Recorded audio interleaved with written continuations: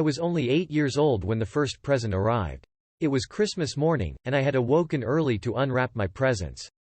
Mum and Dad had begrudgingly gotten out of bed, sacrificing a sleep in to watch me excitedly open the presents that I believed were from Santa Claus.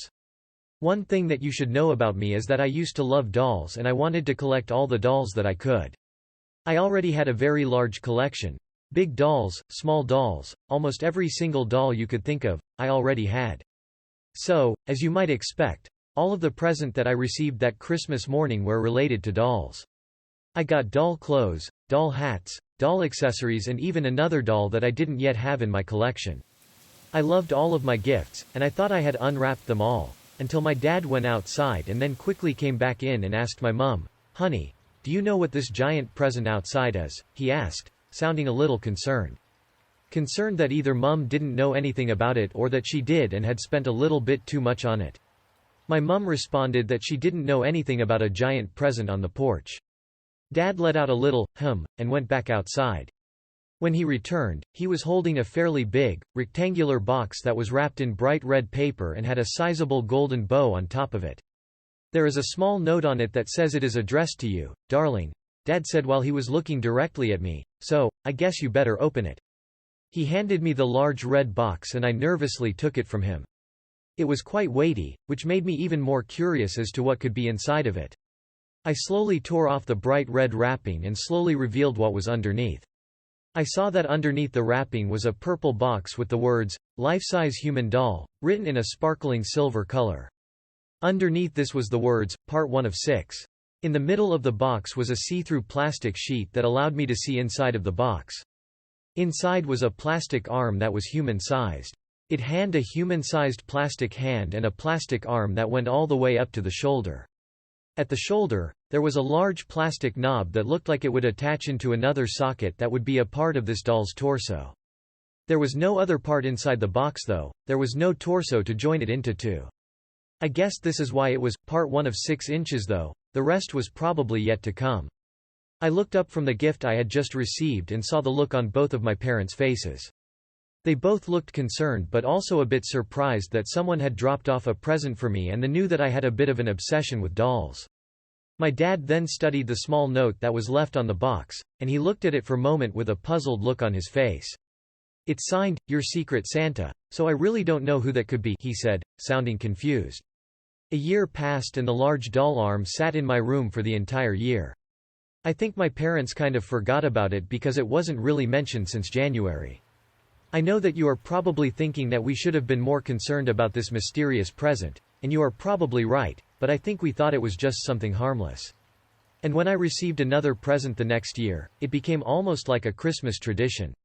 On the Christmas morning the next year, I got up early again and opened my presents. Dolls were still of big interest to me, but I wasn't quite as engrossed by them like I was the year before. I still received a number of doll-related items from Santa Claus, but I also received a few articles of clothing and a necklace or two. It was a fairly normal Christmas morning and my dad even joked about finding another present on the front porch, like we did last year. As he made this joke, he turned and looked out the front window at the porch, and I could tell by his face his joke had just come true.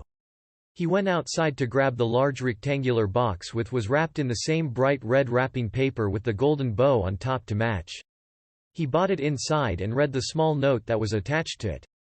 "I hope you enjoy part 2 of your Christmas gift," my dad read aloud, from Your Secret Santa. He read the note aloud, trying to sound excited about the gift, but even at the young age of 9, I could sense confusion in his voice.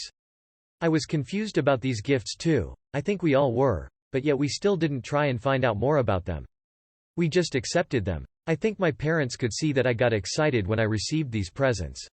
I did get excited though. It seemed like someone was doing something very nice for me and it did make me feel special and I think my parents could see that. After Dad had finished reading the note, he handed me the large box. I must have had a big smile on my face when he passed it over to me because as he did, he also began to smile.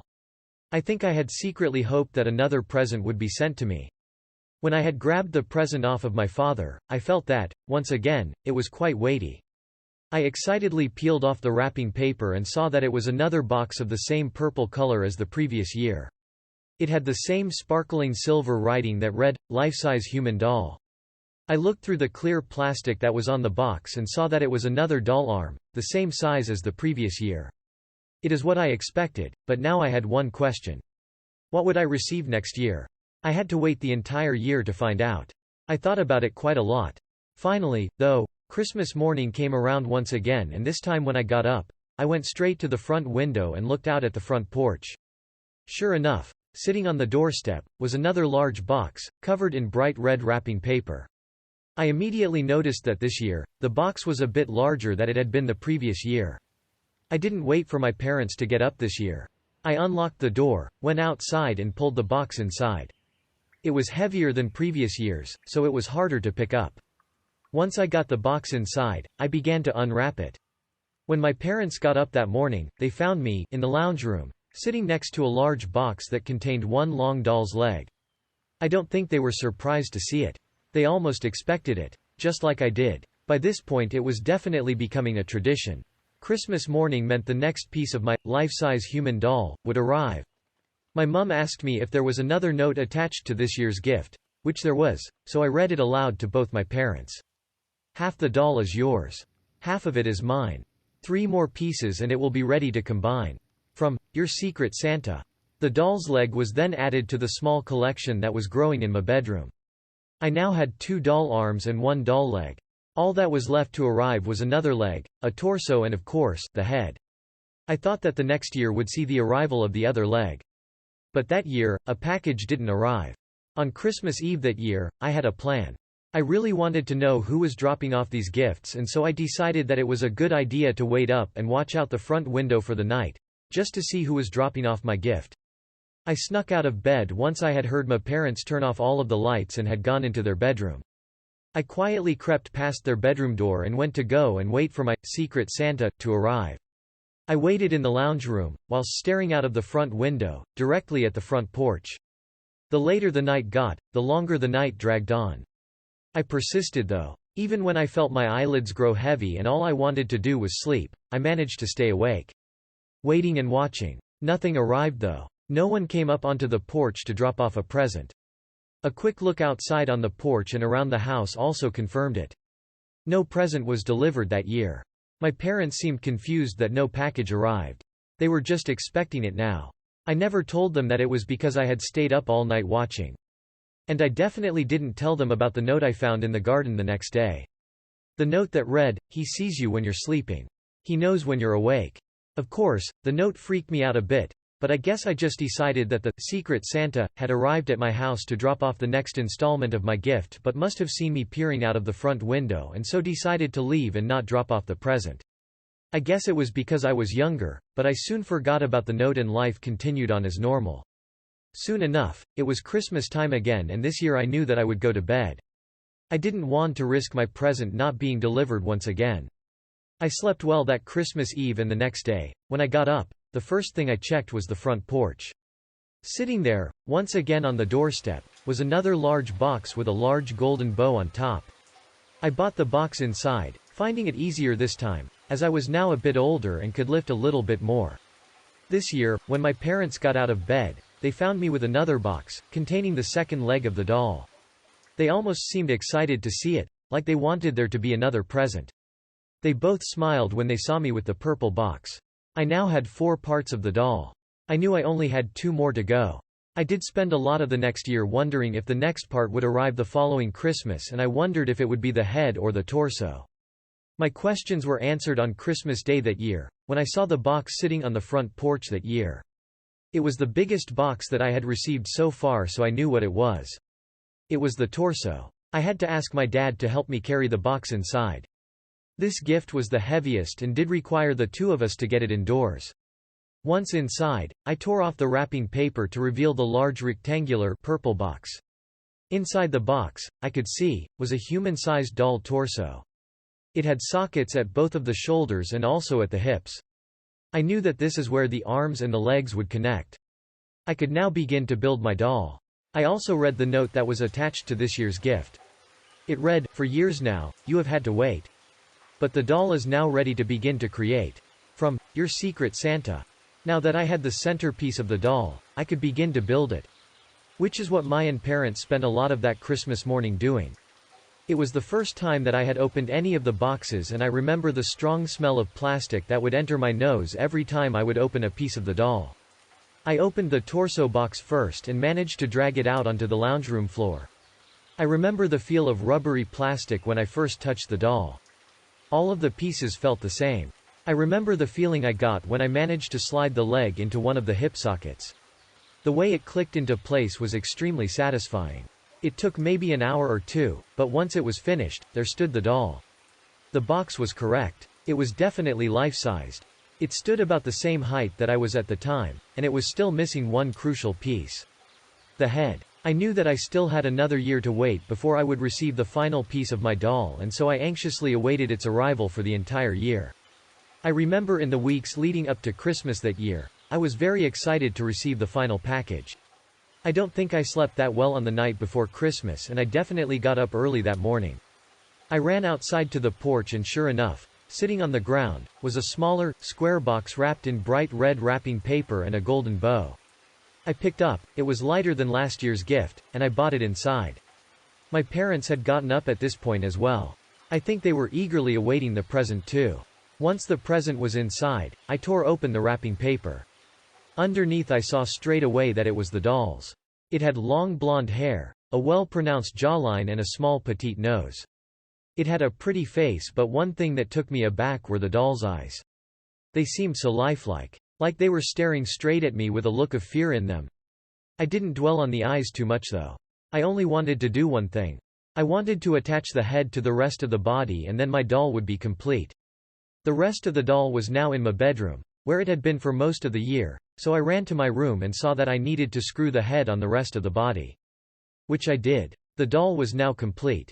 She had her head, and so I now owned the complete, life-size human doll. I had already dressed the doll before the head had arrived, so she was already dressed up in a bright red dress and a pair of golden high heels. Now that the head was attached, I thought that she looked beautiful. That's what I thought every time I looked at her on that Christmas day. That's what I thought until I went to bed that night and found that she looked like she was staring straight at me with those haunting eyes. I didn't sleep well that night. Over the next week, I did begin to sleep a bit better, but there was still something about those eyes. They looked like they were just watching me. They looked like they were calling out for help. I had to keep reminding myself that it was just a doll because of how real they looked. I did eventually get used to the presence of the completed doll in my room, and it was probably about a month later when the doll became a comfort to me. I think that eventually I got accustomed to the doll sitting in my room, staring at me while I slept. I think I began to like it. That was until I accidentally left the candle burning. One night, in late February, I lit a small candle and left it on a chest of drawers in my room. The drawers were right next to the doll. Right next to its face. I think I got distracted by something out in the kitchen. Maybe I ate dinner or something. I can't quite remember. What I do remember though was the sight that greeted me when I returned to my room an hour or so later. I walked in and saw the doll. Its eyes still looking like they were staring at me in horror. But what frightened me the most was the bottom of its face. Right near where the candle was burning, the bottom of the doll's face had begun to melt away. Big blobs of plastic were forming and then running down its face, then dripping off of its chin. Most of the bottom half of the doll's face was now melted away. A large gaping hole was present where the plastic used to be, revealing a very real set of teeth underneath. And a very real human face. I never screamed so loud in my life. The sight of the doll's face melting away and the sight of the real face underneath was too much for me to handle. My parents say that they found me frozen in terror in my bedroom. The police were quickly called once my parents had seen what had made me freeze in fear. The police took the doll away, and all that I know is that a complete human body was found underneath the doll. It was encased entirely in plastic and was sculptured to resemble a doll. Police say that the body was still well persevered because it had been coated in the thick layer of plastic, and that the person whose body it was, had been dead for around 7 years. To this day, I am still haunted by the thought of the doll, and the fact that it lived in my room for so many years. That it used to watch me sleep. I am sickened that I used to enjoy putting it together. Sometimes, when I wake up during the night, I swear I can still see the doll's eyes staring at me, crying out for help. What frightens me the most, however, is what the police found underneath the final box I received. Printed on the bottom of the box are the words, "Limited edition, 1 of 12."